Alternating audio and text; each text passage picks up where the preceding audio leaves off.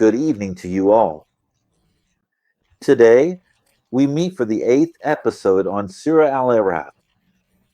Are they waiting for anything except its interpretation? The day its interpretation comes. Those who forgot it before will say, indeed, the messengers of our Lord came with the truth. So do we have any intercessors to intercede for us? Or could we be set back so we might do other than what we used to do? They have lost themselves, and what they used to invent has forsaken them. The meaning.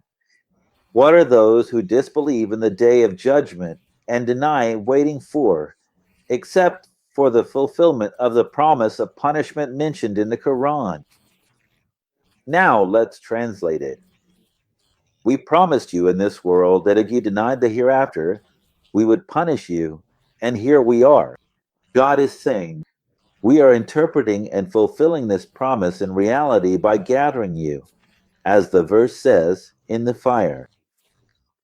That's the verse and the point. Of course, on the day of judgment, they admit and say that the messengers informed us about this day, the day of judgment, but we didn't believe them. We didn't accept it. So, O Lord, do we have any intercessors who can save us from this punishment? Or is it possible for us to return to the world again so we can do something good? So they finally realized what it means on that day, the day of truth or the day of judgment. They realized that all their claims were false and that they had lost paradise and that their denial of the messengers was something truly terrible. The source is Beth al-Qadir by al-Shawkani. The narration here uses the third person pronoun, which is what? They are waiting. Are they waiting? Are they the ones waiting? The discussion here is about them. So the point here is the discussion here, using the third person pronoun, is about those who did not believe or those who disbelieved in the day of judgment. Indeed, your Lord is Allah, who created the heavens and the earth in 6 days, then established himself above the throne. He covers the night with the day, chasing it rapidly.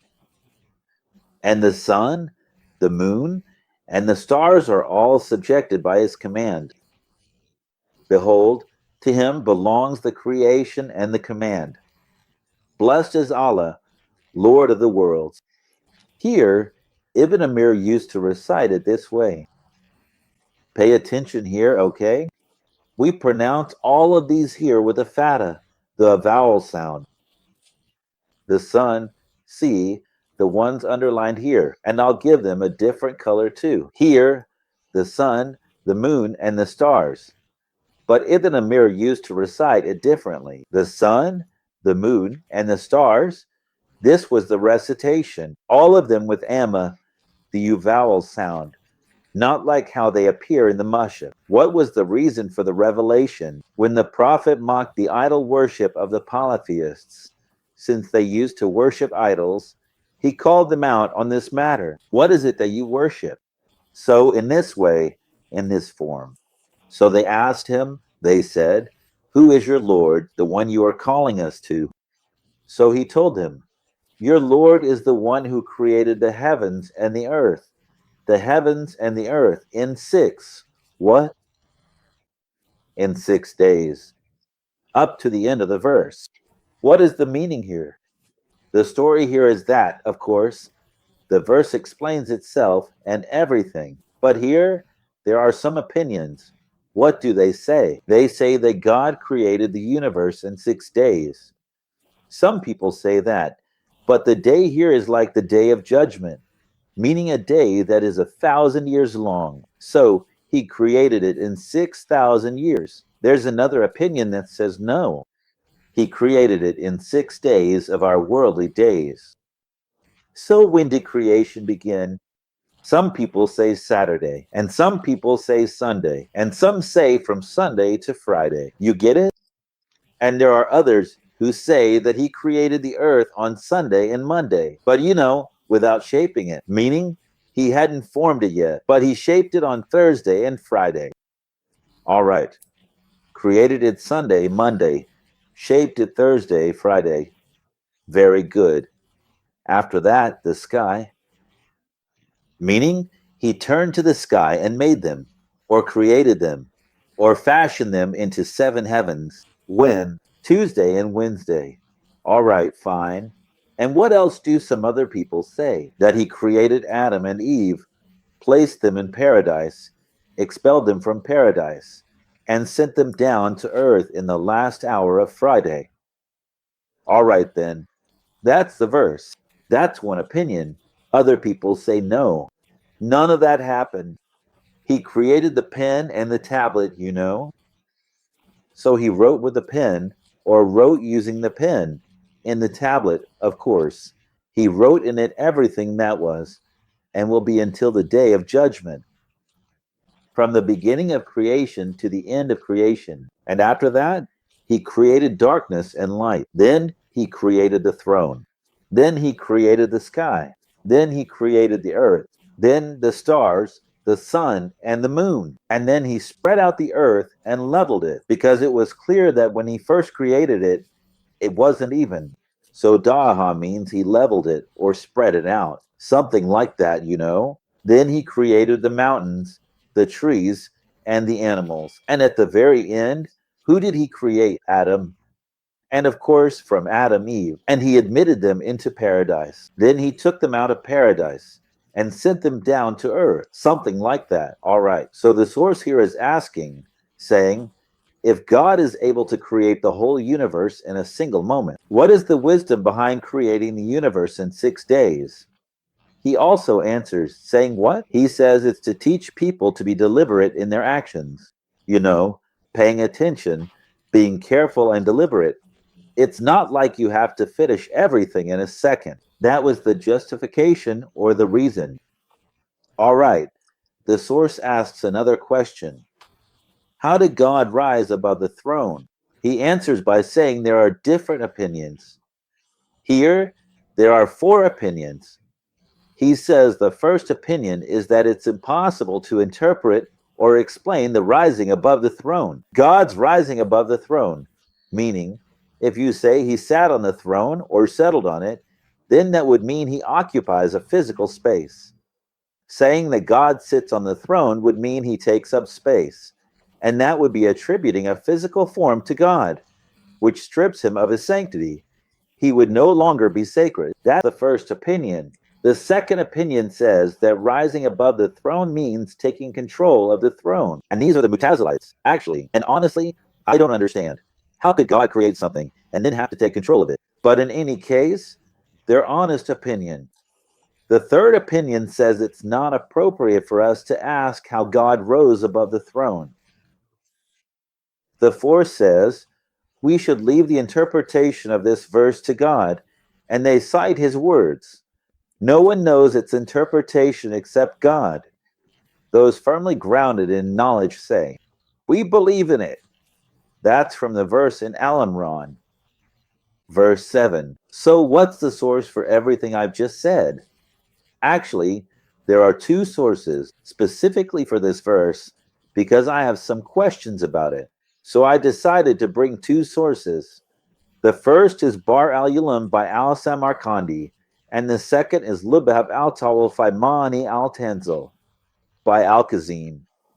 So the questions here, folks, who is speaking about God using third-person pronouns in the text we've highlighted in red. He created, he. Okay, then it says he rose. Why didn't it say we created, you know?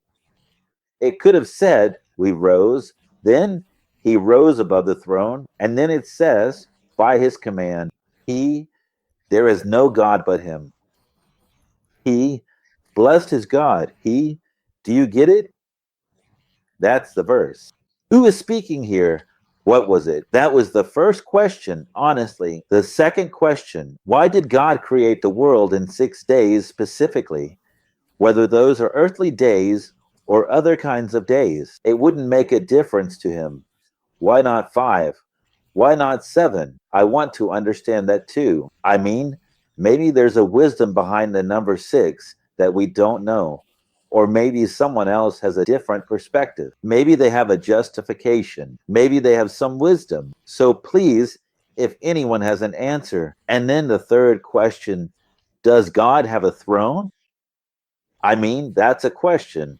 I've said 100 times that God does not have a throne.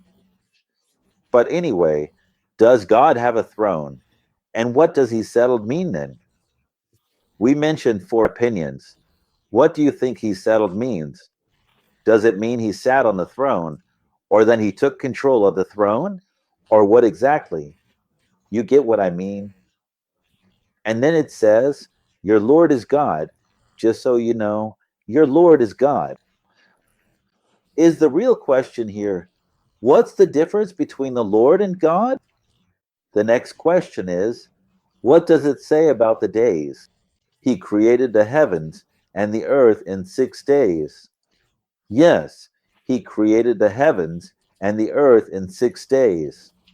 This part is actually very important and really needs a lot of explanation and clarification. Because if there weren't any days yet, since days are determined by the sun and the moon by their cycle, with the sun rising, it's day, and when it sets, it's night. The sun sets and the moon rises, and that's night. But God hadn't created all of that yet, so how could he create in 6 days? Call upon your Lord humbly and in secret. He does not love the aggressors. The meaning is that this is a command from God, but to whom exactly? Keep in mind, we've shifted here because the previous discussion. Remember, earlier the conversation was directed at those who denied the day of judgment. Here, the address is to the believers, using the direct pronoun. Notice here, it's your Lord, just like the prophet responded to them and said, your Lord in the previous verse. Here, too, the speech is directed at the believers. Sorry, let me clarify. It's your Lord, the one highlighted in red. Call upon your Lord. I'll underline that for you. All right, very good. This is a command from God for people to make this supplication.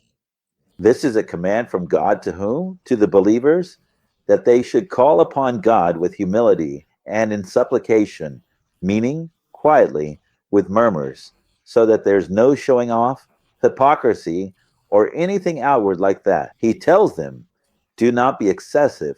That is, do not make your supplication loudly. Don't raise your voice like that when you're praying. The matter of supplication is a matter of faith. It's a matter of humility. Don't make your supplication public, you get it? And also, he tells them not to be excessive, meaning don't let anyone among you pray to be given the status of a prophet. For example, like saying, oh Allah, oh Lord, make me a prophet. No, it doesn't work like that. God is the one who chooses the prophets. So, who's the source here that interpreted it this way or gave it this explanation? It's the jurist who compiled the collection of Quranic rulings by Al-Qurtubi. The question here is also, who is speaking about God in the third person, saying he, which is this blue or light blue part? So he does not love. What does he mean here? Well, that was the question, actually. The next question is, what's the connection between this verse and the one before it? In the previous verse, you are telling me about the creation of the universe, that God created it in 6 days, then established himself on the throne, then went to the heavens, and things like that. Yeah.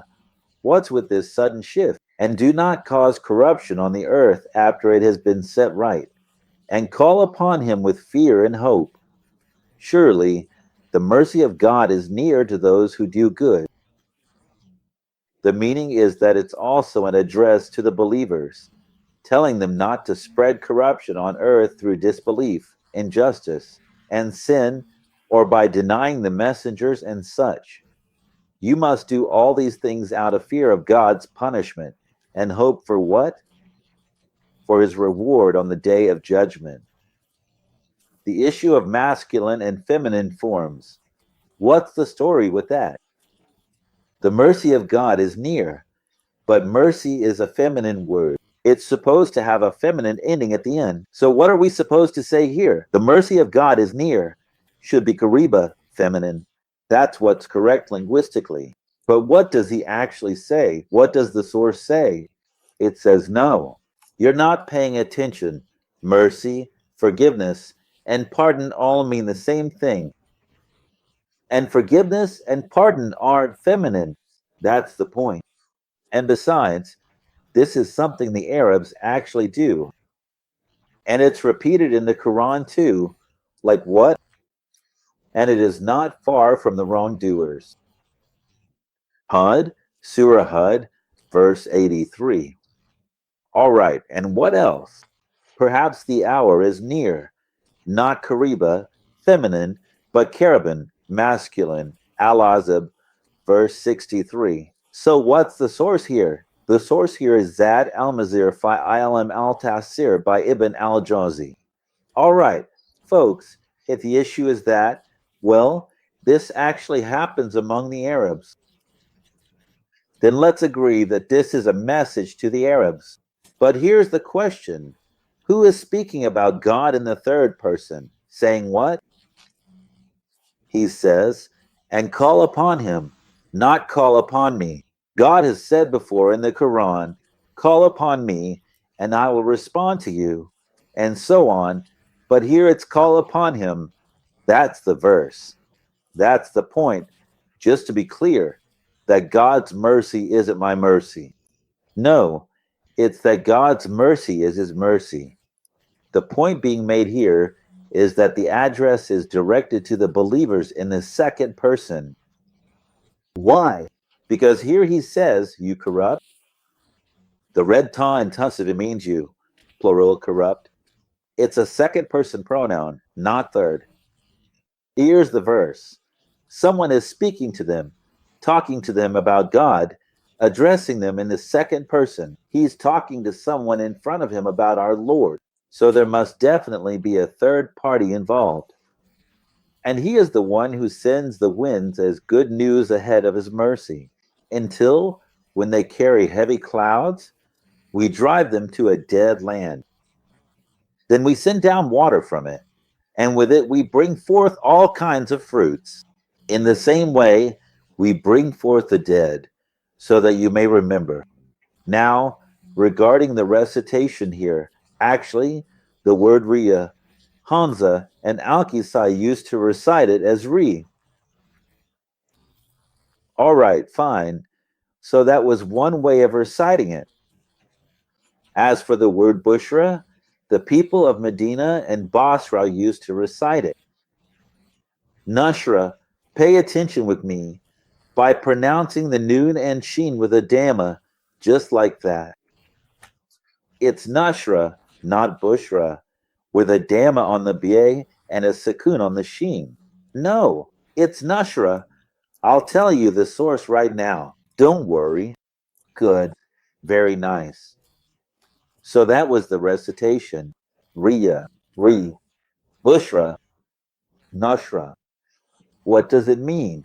The meaning is that this verse 67, the one we're on now, is connected to verse 54, where we said, then he established himself on the throne.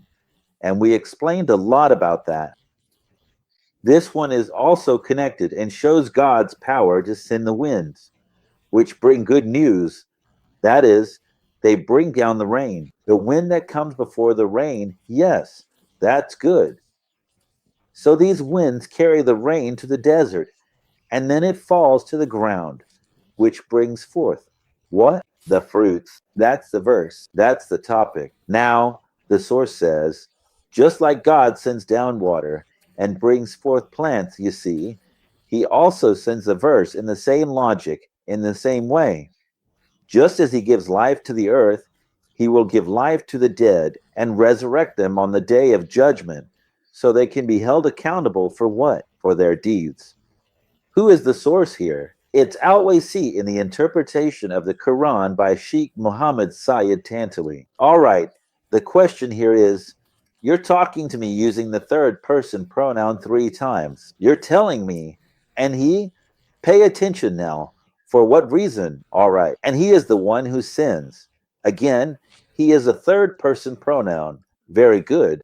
Let me highlight it in the same color. That's good. The winds ahead of his mercy. Again, he, you see? All right, that's it. That's 3 things right at the start of the verse. Then after that, you start talking to me using the first person pronoun. What do you say? You say, we drove, we drove, we. So in the first 3 things, someone was talking about him. He sins, not we sinned. No, I mean, if at the beginning here he said, and we are the ones who sinned, that would have been a different story. But no, here he goes back to speaking in the first person about himself. We drove, we, meaning God, not he. Good. And then why does he go back? So we set down, we, meaning God, again, very good. And then why does he go back? So we brought forth, we, meaning God, also very good. And then he says, we bring forth, we, meaning God. So how come at the beginning you're talking to me in the first 3 things in the verse using the third person pronoun about God? And then in the last 4 things, the last 4 verbs or pronouns, you're talking to me in the first person. We drove, we bring forth, we brought forth. And then at the end, you tell me it's a rhetorical shift. Neither the prophet mentioned any rhetorical shift, nor did Abu Bakr, nor did Umar ibn al-Khattab, nor any of those people, nor Ibn Abbas, nor all that talk about him being the scholar of the Ummah and the interpreter of the Quran. Let's say it is a rhetorical shift. All right. So what's the point of this rhetorical shift then? First of all, who told you it's a rhetorical shift? Where did you get that from? Where did this whole thing even come from? In one verse, this rhetorical shift has you talking to me 3 times in the third person and 4 times in the first. What's the point? Why should I try to make sense of it? What else could make me accept it except rhetorical shift? And then what? What's the value of this rhetorical shift? Or actually, never mind its value. So what's the wisdom behind it? Help me understand. And the good land brings forth its vegetation by the permission of its Lord. But that which is bad brings forth nothing but hardship.